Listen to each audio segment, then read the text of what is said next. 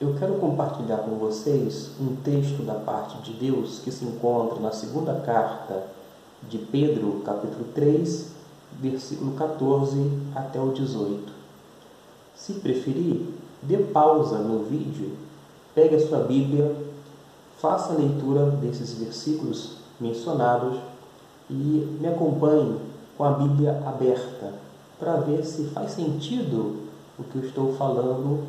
Claro que vai precisar também depois de uma leitura panorâmica de toda a epístola, uma vez que algumas informações, colocações da minha parte é sempre considerando toda a epístola, quando não toda a palavra de Deus.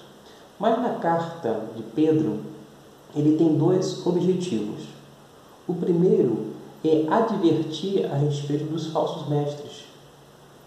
Observe que naquela época já havia falsos mestres. Aliás, o próprio Cristo Jesus já havia alertado os crentes. Curioso que hoje em dia as pessoas ignoram os falsos mestres, consequentemente os falsos ensinos. Parece que tudo que é dito em nome de Deus é verdadeiro, é legítimo, quando na verdade não o é. Nós temos em nossa época falsos mestres. São falsos mestres e ensinos falsos contemporâneos. Mas parece que as pessoas não estão nem aí, dão de ombro para essas questões tão importantes para Pedro, bem como para o próprio Deus, porque ele vai inúmeras vezes advertir sobre os falsos mestres, consequentemente, os falsos ensinos. Mas o segundo aspecto de Pedro aqui é assegurar a segunda vinda de Cristo Jesus, que os falsos mestres estavam negando. Quando a pessoa negar a volta de Jesus, não precisa dizer mais nada. Nós já sabemos que alguém que está falseando a palavra de Deus, logo negando o teor escriturístico, mas demonstrando que é um falso mestre. Mas há pessoas que negam não a vinda necessariamente de Jesus, mas negam muitos outros pontos importantes, inclusive a divindade de Cristo Jesus. Há pessoas que negam, vou dizer, a veracidade da palavra de Deus. São falsos ensinos que precisam ser rechaçados. No versículo 12, diz assim: esperando e apressando a vinda do dia de Deus, por causa do qual os céus incendiados serão desfeitos e os elementos abrasados se derreterão. Quando fala aqui que estão aguardando e desejando ardentemente a vinda de Deus, quero destacar aqui a importância da atividade humana do evangelismo durante todo esse processo de paciência divina. O fato de Jesus não ter voltado ainda mostra o quanto Deus foi paciente conosco, possibilitando o anúncio do Evangelho e, por sua vez, a resposta dos homens dadas a esse Evangelho anunciado ou apregoado. No capítulo 3 da nossa epístola, vai mostrar, então, um encorajamento à esperança que eles tinham em relação à volta de Jesus e ao modo de vida deles. Enquanto eles estavam aguardando a volta de Jesus, eles precisavam ter uma postura realmente compatível com aquilo que eles estavam apregoando, aquilo que era ensinado nas Escrituras Sagradas.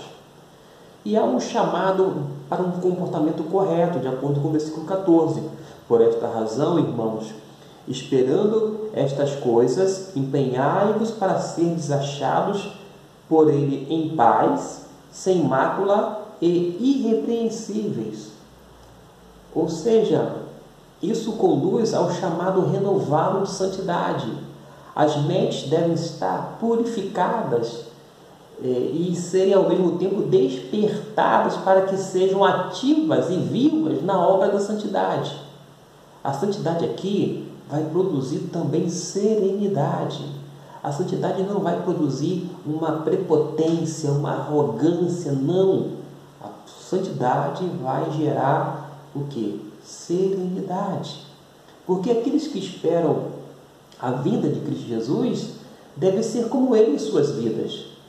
Os cristãos que esperam a sua vinda devem se esforçar fervorosamente em imitar o seu Senhor. O resultado desse conhecimento real é a pureza, é a piedade. Fala aqui uma vida sem mácula, a pessoa se torna irrepreensível. Em um Novo Testamento, a vinda de Cristo é apresentada com motivação de uma vida reta, de uma vida correta. Esta é a grande verdade. Além disto, fala sobre a paz, porque a paz é o conteúdo de um coração que está em ordem com Deus. Deus coloca o nosso coração em ordem, nós temos paz de mente, paz de espírito, e nós vamos desfrutando dessa vida cristã, trabalhando como? De uma forma desleixada? Não. Vamos sendo diligentes na evangelização, considerando o tempo e a espera da oportunidade para que a salvação chegue às outras pessoas.